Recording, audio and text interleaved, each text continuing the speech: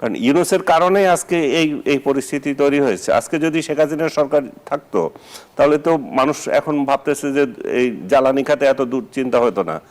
আওয়ামী লীগ এর আমলে জ্বালানি খাতে কি উন্নতি হয়েছিল? কিছুই নেয় নাই। এখনই এই সরকার এমন একটা পাইছে যে মানে কিছুই নাই, এমন একটা পরিস্থিতি। ইউনূসের মব শাসন সেটা রয়ে গেছে, আইন শৃঙ্খলা পরিস্থিতির কোনো উন্নতি হয় নাই। পুলিশগুলোর চরিত্র আগের মতোই আছে, তারা আগের মতো পেটুয়া বাহিনী হিসেবে কাজ করে না। কোথায় আইন শৃঙ্খলা পরিস্থিতি হলে ঢাকা শহরের মতো জায়গায় কিভাবে মব হয়, পুলিশের সামনে কিভাবে মব হয়, এটা কিভাবে আইন শৃঙ্খলা পরিস্থিতি উন্নতি? সরকারের আরেকটা নীতি খুব খারাপ, প্রত্যেকটা মিডিয়ায় সরকারের আস্থাভাজন লোকদেরকে বসিয়ে দখলদারিত্ব খুব একটা পারেনি। আমি সরকারের বদনাম করার আগে একটু ভালো ভালো কি করছে সেটাও বলি। আপনি যেহেতু ওইটার জন্য ঠাকুর সাহেব আছেন, উনি বলবেন না হয়। আমি তাহলে আপনি যে প্রশ্ন করছেন সেটাতে যাই। উনি যেহেতু আছেন উনি ওইটা বেশি বলতে পারবেন।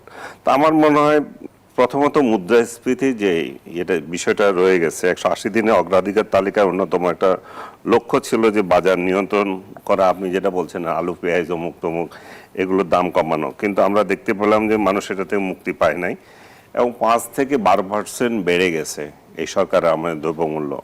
সো এটা তো সাধারণ মানুষের গায়ে লাগতেছে। এবং মুদ্রাস্ফীতির কথা যেটা বলতে লাগছিলাম সেটা 8.32 নামলেও এটা কিন্তু মাঝে মাঝে আবার এটা 9.28-এ রয়ে গেছে। এবং সরকারের যে বাজেট ছিল সেখানে একটা লক্ষ্যমাত্রা ছিল যে 7.5-এ নামিয়ে আনবে, কিন্তু 8 সে তখন এটা 8.68 মানে 8.68 ছিল।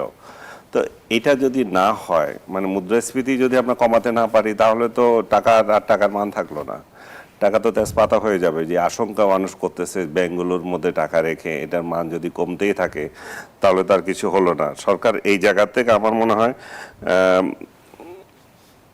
কমিয়ে আনতে পারে, একটা 1.5 থেকে 2% যদি কমিয়ে আনতে পারে তবু একটু স্বস্তির নিঃশ্বাস মানুষ ইয়ে করবে। আপনাকে যেটা আগে বললাম বাজার দর আপনার 5 থেকে 12% বেড়ে গেছে এবং সাপ্লাই চেইনের যে তদারকির একটা বিষয় ছিল, সিন্ডিকেট নিয়ন্ত্রণের যে বিষয় ছিল, সেটাতে সরকারের মাথা ব্যথা আছে বলে আমার মনে হচ্ছে না। সে একই কায়দায় চলতেছে আগের মতোই, সেই শেখ হাসিনার আমলে যা ছিল ইউনূসের আমলে যা ছিল সেরকমই চলতেছে।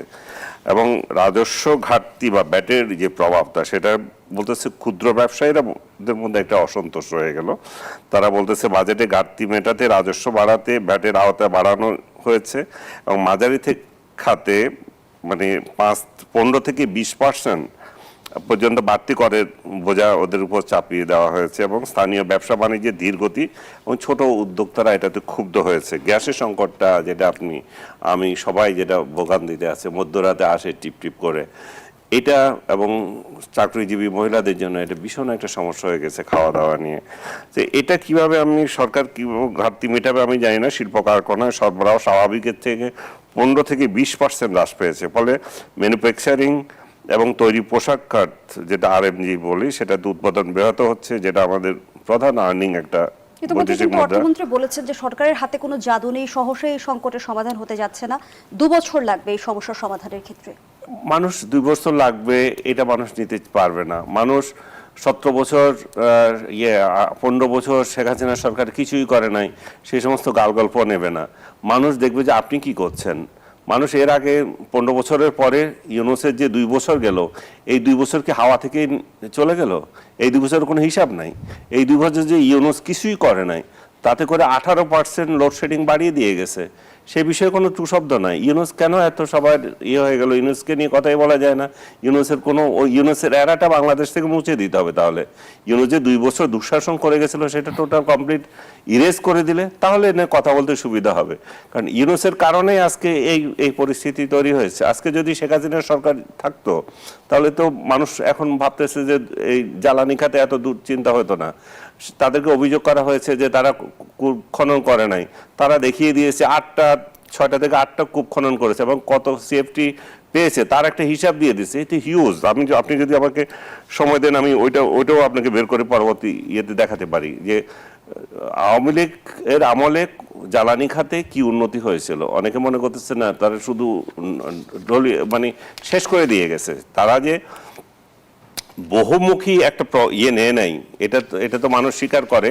অনেক জায়গায় তাদের ব্যর্থতা ছিল, কিন্তু ঢালাওভাবে তারা কিছুই নেয় নাই, এখনই এই সরকার এমন একটা পাইছে যে মানে কিছুই নাই এমন একটা পরিস্থিতি, সেটা সেই সেই জিনিসটা আমার মনে হচ্ছে যে এখন আর ওইভাবে বলে পার পাওয়া যাবে না। কিন্তু জনাব আনিস আলমগীর প্রধানমন্ত্রী তো সম্প্রতি বলেছে যে বিদ্যুৎ জ্বালানি সংকটের জন্য স্বৈরাচারী সরকার দায়ী। হ্যাঁ, ওইটাই বলতেছি যে শুধু স্বৈরাচারী সরকারকে দায়ী করে যাবে তা না, তারা দেখিয়েছে 100 মতো তারা নতুন খনন করেছে এবং 8টার মধ্য থেকে তারা পেয়েছে এবং ইয়েও পেয়েছে কত সিএফটি সেটা আমি আপনাকে পরের ইয়েতে দেখাচ্ছি, আমি সংখ্যাটা আমার কাছে লেখা আছে। সো এই যে বিষয়গুলো, আর এই এই জ্বালানি তো গেলই, জ্বালানি আপনাকে আমি পরে আবার আরো বলবো। আইন শৃঙ্খলা পরিস্থিতি দেখেন, আমরা আইন শৃঙ্খলা পরিস্থিতির কথা বলতেছি, কালকে আমি একটা পত্রিকায় দেখলাম 133টা মব হয়েছে, অথচ সরকার এসে বলেছে যে মব শেষ করে দেবে। আমরা দেখলাম 32 নম্বরে কিভাবে মব হয়েছে, চোখের সামনে পুলিশের সামনে মব হচ্ছে, মানুষকে পিটাচ্ছে, পুলিশ দেখতেছে। পুলিশ বরং মবের শিকার যারা হয়েছে তাদেরকে নিয়ে আপনার বিশেষ এটা কি বলে সন্ত্রাস বিরোধী আইনে মামলা করে দিয়েছে, 3টে মহিলা এবং একটা ছেলে, একটা যুবককে মামলা করেছে। তার মানে কি হচ্ছে, ইউনূসের যে অপশাসন, ইউনূসের মব শাসন সেটা রয়ে গেছে, আইন শৃঙ্খলা পরিস্থিতির কোনো উন্নতি হয় নাই। পুলিশগুলোর চরিত্র আগের মতোই আছে, তারা আগের মতো পেটুয়া বাহিনী হিসেবে কাজ করে। তারা যে 24-এ যে পেটুয়া বাহিনী ছিল শেখ হাসিনা সরকারের, ইউনূসের আমলে ইউনূসের পেটুয়া বাহিনী ছিল এবং ধরে ধরে মানুষ নিয়ে যেত, এখনও সে একই অবস্থায় আছে। এবং পুলিশের মধ্যে এই প্রতিযোগিতা শুরু হয়ে গেছে, কে কত আওয়ামী বিদ্রোহী, আওয়ামী বিদ্বেষী, আওয়ামী লীগকে কে কতটুকু করতে পারে, ফিনিশ করতে পারে, এটা তাদের এখন ক্রেডিট হয়ে গেছে।